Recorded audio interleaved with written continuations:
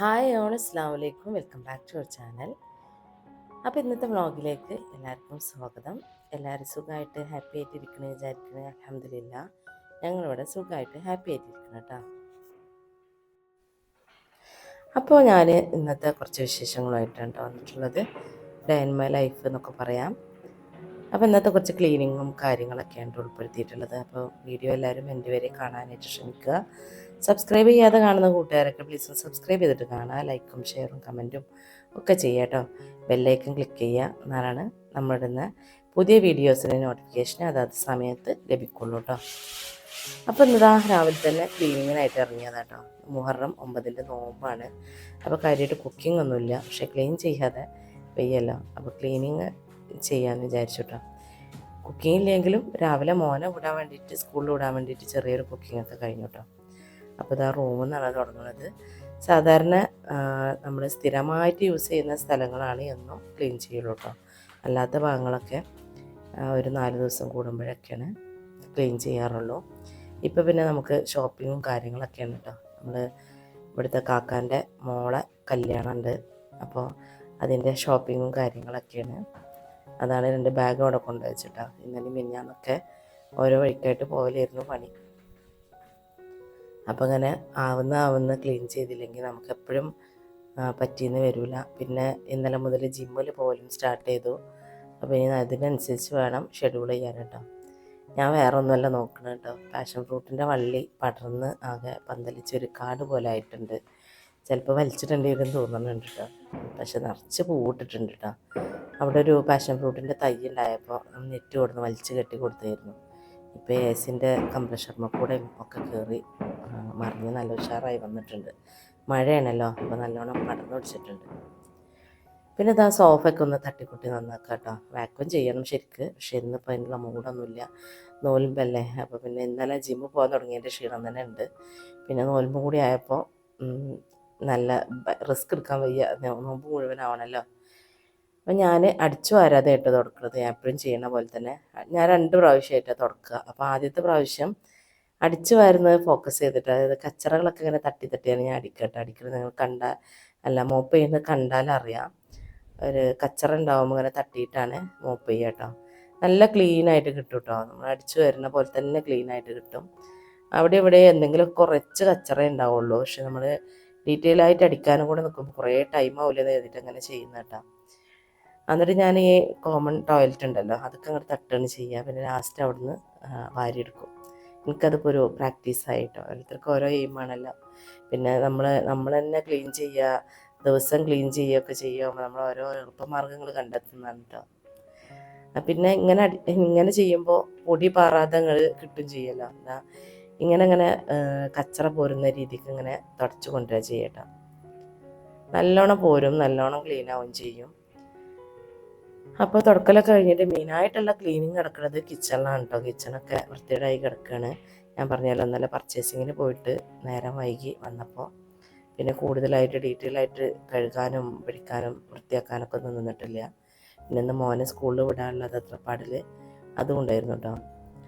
Table എപ്പോഴും ഒഴിഞ്ഞ് കിടക്കണം എന്ന് വിചാരിക്കും, പക്ഷെ ഞാൻ തന്നെ എന്തെങ്കിലുമൊക്കെ കൊണ്ടുവെക്കും. ജിമ്മിൽ നിന്ന് കൊണ്ടുവന്ന ബാഗും മോന് ഇടയ്ക്ക് കൊടുത്തു വിടുന്ന ബാഗും ഒക്കെ ഉണ്ട് കേട്ടോ. അത് എപ്പോഴും വിചാരിക്കും ടേബിൾ എപ്പോഴും ഒഴിഞ്ഞ് കിടക്കണം, എന്നാൽ പെട്ടെന്നുണ്ടല്ലോ തുടച്ച് നന്നാക്കാനെന്നൊക്കെ കാണുമ്പോൾ ഒരു വൃത്തിയാണ്. പക്ഷെ എന്തോ ഓട്ടോമാറ്റിക്കായിട്ട് പുറത്തുനിന്ന് വരുമ്പോൾ നേരെ അതുമ്മേലാ കൊണ്ടുവന്ന് വെക്കുക. ജനലുകൾ ഇടയ്ക്കൊക്കെ ഈ ഒരു പൊടിത്തട്ടി കൊണ്ട് തട്ടി കൊടുക്കും കേട്ടോ. അത് നമ്മൾ പഴയ സ്റ്റൈൽ പൊടിത്തട്ടിയാണ്. ഇതൊരു സംഭവമാണല്ലേ. നമ്മളിപ്പോൾ ഏത് ന്യൂജൻ പൊടിത്തട്ടികളൊക്കെ ഇറങ്ങിയാലും ആ ഒരു പഴയ കുടശീല കൊണ്ടുള്ളൊരു പൊടിത്തട്ടി ഉണ്ടല്ലോ, അതുകൊണ്ട് തട്ടുമ്പോൾ മാറാലും പൊടികളൊക്കെ നല്ലോണം വരും. പക്ഷേ അലർജിക്കാർക്ക് നല്ലതല്ല കേട്ടോ. എനിക്ക് സത്യത്തിന് നല്ലതല്ല, പക്ഷെ എനിക്കതുകൊണ്ട് തട്ടിയാൽ ഭയങ്കര ഒരു എന്താ പറയുക, ഒരു സാറ്റിസ്ഫാക്ഷനാണ് കേട്ടോ. മാറാലകളും എന്തെങ്കിലും കച്ചറകളൊക്കെ ഉണ്ടെങ്കിൽ നല്ലോണം അങ്ങോട്ട് പോരും. അപ്പോൾ അതെടുത്ത് ഒന്ന് തട്ടും. വല്ലാണ്ട് ഓരോ ജനലുകളും ഓരോ ദിവസം എന്ന് പറഞ്ഞ പോലെ ഇന്നലെ റൂമിലെ ജനലുകളൊക്കെ തട്ടിയിട്ടുണ്ടായിരുന്നു. അപ്പോൾ ഇന്നിപ്പോൾ ഹാളത്തെ ജനലുകളൊക്കെ ഒന്ന് തട്ടി കൊടുത്തുട്ടോ. പിന്നെ അത് സിൽവർ പോത്തോസ് ആയിരുന്നു, നല്ല നീളത്തിൽ വന്നിട്ടുണ്ടായിരുന്നു. അപ്പോൾ ഞാനതൊക്കെ തന്നെ ആ ചട്ടിക്ക് തന്നെ അങ്ങനെ ചുരുട്ടി വെച്ചിട്ട് അതുമ്പോൾ കൂടെ വേരൊന്ന് മണ്ണിൽ തണ്ടൊന്ന് മണ്ണിൽ തട്ടി വെച്ചാൽ അവിടെ വേര് വന്നോളും. ഫിഡിലി ഫിഗിൽ എപ്പോഴും നല്ലോണം മാറാല വരും കേട്ടോ. എന്താ അത് കഥ എന്ന് എനിക്കറിയില്ല. മാറാലിങ്ങനെ വന്നിരിക്കണതാണ്. അപ്പോൾ അതൊന്ന് തട്ടി കൊടുക്കണം. ഇടയ്ക്കൊന്ന് നനച്ച് തുടച്ചും കൊടുക്കണം. കഴുകിയിട്ടുണ്ടെങ്കിലൊന്നും പൊടി പോയി കിട്ടൂല. നമ്മൾ നനച്ച് തുടച്ചാൽ അതൊരു പെർഫെക്റ്റാണ് ലീഫുകൾ. അപ്പോൾ അത് അകത്തെ തുടക്കലൊക്കെ ഓൾമോസ്റ്റ് കഴിഞ്ഞ് തുടങ്ങിയിട്ടുണ്ടെങ്കിൽ ബാത്റൂം ഒന്ന് കഴുകണം. കച്ചറൊക്കെ അതിൻ്റെ ഉള്ളിൽ നിന്ന് വാരിയിട്ട് ബാത്റൂം ഒന്ന് കഴുകണം. ഇനിയിപ്പോൾ മെയിനായിട്ട് ക്ലീൻ ചെയ്യാനുള്ള കിച്ചണാണ് കേട്ടോ.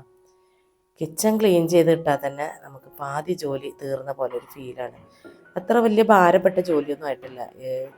ഏറിപ്പോയാലൊരു 15 മിനിറ്റോ അല്ലെങ്കിൽ 20 മിനിറ്റോ മതി. പക്ഷേ എന്തോ കിച്ചൺ ക്ലീൻ ആയാൽ വീടിൻ്റെ പാതി വൃത്തിയായി കിടക്കുന്ന ഒരു ഫീലാണ് നമുക്ക്. അപ്പോൾ അത് ആ ഡിഷ് വാഷർ ഒഴിവാക്കിയിട്ടില്ല. ഞാൻ പറഞ്ഞല്ലോ എല്ലാവർക്കും നോമ്പാണ്. അപ്പോൾ രാവിലെ ബ്രേക്ക്ഫാസ്റ്റ് പരിപാടികളൊന്നും ചെയ്യാത്തതുകൊണ്ട് ഡിഷ് വാഷറൊക്കെ അങ്ങനെ തന്നെ ഇരിക്കുകയാണ് കേട്ടോ. അപ്പോൾ അത് ഒഴിവാക്കിയിട്ട് വേണം ബാക്കി പാത്രങ്ങളൊക്കെ ഒന്ന് ഫില്ല് ചെയ്ത് ഓണാക്കി വിടാൻ. അപ്പോൾ അതൊന്ന് ഒഴിവാക്കണം കേട്ടോ. ഞാനെപ്പോഴും പറയുന്ന പോലെ തന്നെ എനിക്ക് ഓരോ സാധനങ്ങൾക്കും ഓരോ കറക്റ്റായിട്ടുള്ള സ്ഥലമുണ്ട് കേട്ടോ. അത് മാറിക്കഴിഞ്ഞാൽ എനിക്ക് ഭയങ്കര ബുദ്ധിമുട്ടാണ്. അത് മാറിക്കഴിഞ്ഞിട്ടുണ്ടെങ്കിൽ നമുക്ക് ചില സമയത്ത് പണികൾ ഒരുപാട് സമയമാവും. നിങ്ങളും അങ്ങനെ ഒന്ന് ട്രൈ ചെയ്യുള്ളൂ. ഓരോ സാധനത്തിനും ഓരോ സ്ഥലം നിശ്ചയിച്ച് അവിടെ തന്നെ വെക്കുക. എന്നാൽ പിന്നെ നമുക്കിങ്ങനെ തിരയുന്നതും വേറെയൊക്കെ ജോലിയൊക്കെ കുറേ കുറവായിരിക്കും. പിന്നെ കൂടുതൽ സാധനങ്ങൾ വീടിൻ്റെ ഉള്ളിൽ വന്ന് നിറയുന്നത് നമുക്ക് അറിയാനായിട്ട് പറ്റും. അപ്പോൾ അതിനനുസരിച്ച് കൺട്രോൾ ചെയ്യാനും ഒന്ന് അടുക്കി പെറുക്കി നമ്മൾ എപ്പോഴും ഉപയോഗിക്കാത്ത സാധനങ്ങളൊക്കെ മാറ്റി വെച്ച് ഉപയോഗിക്കുന്ന സാധനങ്ങൾ മാത്രം കിച്ചൺ കബോർഡിലൊക്കെ വെക്കുകയാണെങ്കിൽ നല്ലതായിരിക്കും. ഗ്ലാസ്സുകൾ പിന്നെ മക്കൾ കഴുകി എടുക്കുന്ന പരിപാടി ഇല്ല കേട്ടോ. എടുത്തങ്ങനെ വെക്കും സിങ്കിൽ. അപ്പോൾ ഒരുപാട് ഗ്ലാസ് കഴുകാണ്ടാവും എല്ലാ ദിവസവും. ഈ ഒരു കപ്പ് ഹോൾഡറിൻ്റെ ലിങ്ക് എപ്പോഴും എല്ലാവരും ചോദിക്കാറുണ്ട് കേട്ടോ. ഞാൻ ചില വീഡിയോസിലൊക്കെ കൊടുക്കാറുണ്ട്. ഈ വീഡിയോയിലും ഞാൻ ടാഗ് ചെയ്ത് കൊടുക്കാം കേട്ടോ. നല്ല പ്രോഡക്റ്റാണ്.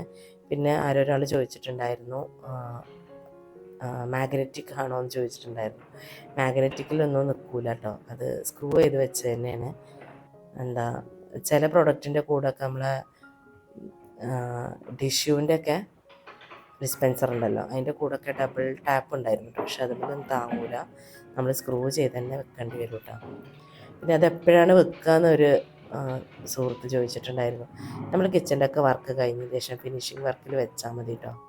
അല്ലാതെ നേരത്തെ തന്നെ വാങ്ങി വെക്കണം എന്നൊന്നുമില്ല. അതൊക്കെ നമ്മൾ ഹൗസ് വാമിംഗ് ഒക്കെ കഴിഞ്ഞതിന് ശേഷം നമുക്കൊരു ഐഡിയ അനുസരിച്ചൊക്കെ അവിടെ ഇവിടെയൊക്കെ വാങ്ങി വെച്ചാൽ മതി. ഈ ഒരു സ്പൂണ് വെക്കുന്നത് നിങ്ങൾ ചെയ്യിപ്പിച്ചതാണോ എന്ന് ചോദിച്ചിട്ടുണ്ടായിരുന്നു. ഞാൻ ചെയ്യിപ്പിച്ചതാണ്. അങ്ങനെ കള്ളി ഇട്ടിട്ട് ചെയ്യിപ്പിച്ചതാണ്. അതിങ്ങനെ എടുക്കാനായിട്ട് റിമൂവ് ചെയ്യാനായിട്ട് പറ്റും. ഫ്രെയിം മാത്രം, താഴ്ഭാഗം ഇല്ലാത്ത ഫ്രെയിമാണ്. ഞാൻ ഡീറ്റെയിൽ ആയിട്ടൊരു വീഡിയോയിൽ പറഞ്ഞിട്ടുണ്ടായിരുന്നു. അതവർ കണ്ടിട്ടുണ്ടാവില്ല. അപ്പോൾ ആ ഫ്രെയിം മാത്രം എടുത്തിട്ട് ക്ലീൻ ചെയ്യാനായിട്ട് എളുപ്പമാണ് കേട്ടോ. അപ്പോൾ അതുകൊണ്ടാണ് ഞാൻ അങ്ങനെ ചെയ്യിച്ചത്. നല്ല യൂസ്ഫുള്ളാണ് കേട്ടോ. നമ്മൾ യൂസ് ചെയ്യുമ്പോഴെല്ലാം നമുക്ക് ഓരോന്നിൻ്റെ യൂസ് അറിയാം. നല്ല യൂസ്ഫുള്ളാണ്. അങ്ങനെ ചെയ്താൽ നല്ലതാണ് കേട്ടോ. റെഡിമെയ്ഡ് വാങ്ങി വെക്കുമ്പോൾ ഇവിടെ ഒരു ഡ്രോയറിൽ റെഡിമെയ്ഡിൻ്റെ കട്ടറി സെറ്റ് ഉണ്ടായിരുന്നു. പക്ഷേ അതിനേക്കാളും നല്ല ഒതുക്കി സാധനം വെക്കാൻ പറ്റലും നമ്മൾ എത്ര ഫോഴ്സിൽ ഈ ഒരു ടാൻഡം ബോക്സ് അടച്ചാലും തുറന്നാലൊന്നും സ്ഥാനം മാറാതൊക്കെ ഇരിക്കൽ ഈ ഒരു സംഭവത്തിലാണ് കേട്ടോ. ഇനിയിപ്പോൾ ഇതാ കഴുകാനുള്ള പാത്രങ്ങളൊക്കെ ഒന്ന് ഡിഷ് വാഷർക്ക് ലോഡ് ചെയ്യാണ്. അത് ചെയ്താൽ തന്നെ പകുതി മുക്കാൽ പണി കിച്ചണത്ത് കഴിഞ്ഞു കേട്ടോ. പിന്നെ കൂടുതലായിട്ടൊന്നുമില്ല. പിന്നെ മെസ്സിയായിട്ട് ഇങ്ങനെ കിടക്കുമ്പോൾ നമുക്ക് ആകെ ഒരു തലവേദനയാണ്. നല്ല അടുക്കി പെറുക്കി അവിടെ ഞാനെപ്പോഴും പറയാറുള്ള പോലെ തന്നെ ഒരു ദിവസം ഒറ്റ പ്രാവശ്യം ഒന്ന് ഡീപ്പായിട്ട് ക്ലീൻ ചെയ്യുക. പിന്നെ അത് മെയിൻറ്റെയിൻ ചെയ്ത് പോവുക. ആ ഒരു ക്ലീനിങ്ങിന് ഒരു 10-20 മിനിറ്റ് എടുക്കും. അത്രയേ ഉള്ളൂ കേട്ടോ. അല്ലാതെ അതൊന്നും വലിയൊരു സംഭവം പിടിച്ച പണിയൊന്നുമല്ല. ഞാൻ ഈ വൈറ്റ് കിച്ചൺ ആക്കുമ്പോഴും ഞാൻ എങ്ങനെ മെയിൻറ്റെയിൻ ചെയ്യാമെന്ന് വിചാരിച്ചിരുന്നു. ഞാനൊരു 100 പ്രാവശ്യമില്ല 1000 പ്രാവശ്യം ചിന്തിച്ചിട്ടുണ്ടായിരുന്നു കേട്ടോ, വൈറ്റ് ആക്കണോ വേണ്ടേന്ന്. പക്ഷേ എനിക്കതുകൊണ്ട് വലിയ ബുദ്ധിമുട്ടൊന്നും തോന്നുന്നില്ല കേട്ടോ. ഇപ്പോൾ 2-3 മാസം കവർ ചെയ്ത് പോയല്ലോ, ഒരു ബുദ്ധിമുട്ടും തോന്നുന്നില്ല. പെട്ടെന്നുണ്ട്. അത് എന്ന് കരുതി ആഴ്ചയിൽ ഇരുന്ന് തുടക്കുക അങ്ങനത്തെ ആവശ്യങ്ങളൊന്നും വരാറില്ല കേട്ടോ. ഞാൻ എവിടെയെങ്കിലും ചെറിയ മാർക്കോ കാര്യങ്ങളോ പൊടിയോ കണ്ടിട്ടുണ്ടെങ്കിൽ അപ്പോൾ നല്ല ക്ലോത്ത് എടുത്തിട്ട് നല്ല ഒലുമ്പി പിഴിഞ്ഞ് നല്ലോണം ഒന്നാണ്ട് തുടച്ചെടുക്കും. ഒന്നിച്ച് നന്നാക്കാനായിട്ടും വെക്കാറില്ല. ഓരോ ഡ്രോയറോ ഓരോ കബോർഡൊക്കെ അങ്ങനെ നന്നാക്കുകയാണ് ചെയ്യുക. അതുകൊണ്ട് അതും എനിക്കൊരു ഭാരമായിട്ട് തോന്നാറില്ല കേട്ടോ. വൈറ്റ് കിച്ചൺ ആകുമ്പോൾ മെയിൻറ്റെയിൻ ചെയ്യാൻ പറ്റുമെന്ന് ഞാൻ നല്ലോണം ടെൻഷൻ ഉണ്ടായിരുന്നു എനിക്ക്. ഞാൻ ഒരുപാട് പ്രാവശ്യം ആലോചിച്ചിരുന്നു. പിന്നെ എൻ്റെ ആഗ്രഹം കൊണ്ട് ഞാൻ പറഞ്ഞില്ലേ, കിച്ചൺ ചെയ്യുന്നന്നേ ഇത് വൈറ്റായിട്ടാണ് വരച്ച് തന്നിട്ടുള്ളത്. പക്ഷെ ഞാൻ അന്ന് ആ റിസ്ക് എടുക്കണ്ടെന്ന് എഴുതിയിട്ട് ചെയ്തില്ല. അതിന് ശേഷം എന്നും എനിക്ക് ബാക്കി നിന്നിരുന്നൊരാഗ്രഹമായിരുന്നു കേട്ടോ, വൈറ്റ് കബോർഡുള്ള ഒരു കിച്ചണ്, വൈറ്റ് കബോർഡും വൈറ്റ് കൗണ്ടർ ടോപ്പും. പക്ഷേ മെയിൻറ്റെയിൻ ചെയ്യാനൊക്കെ എളുപ്പം തന്നെയാണ്, വലിയ ബുദ്ധിമുട്ടൊന്നുമില്ല. ആർക്കെങ്കിലുമൊക്കെ ആഗ്രഹങ്ങളുണ്ടെങ്കിൽ അതൊന്നും വിചാരിച്ച് മാറി നിൽക്കണ്ട. എന്നെപ്പോലെ അപ്പോൾ ചെയ്യുന്ന ഒരാളാണെങ്കിൽ നമുക്ക് ഈസി ആയിട്ട് മെയിൻറ്റെയിൻ ചെയ്ത് പോകാൻ പറ്റും.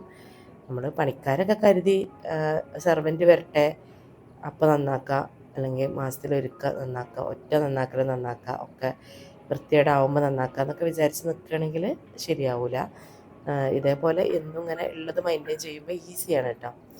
അപ്പോൾ അങ്ങനത്തെവർക്കൊക്കെ വൈറ്റ് കിച്ചണ് ഒരു ബുദ്ധിമുട്ടേ അല്ല, നല്ലൊരു ഓപ്ഷനാണ് കേട്ടോ.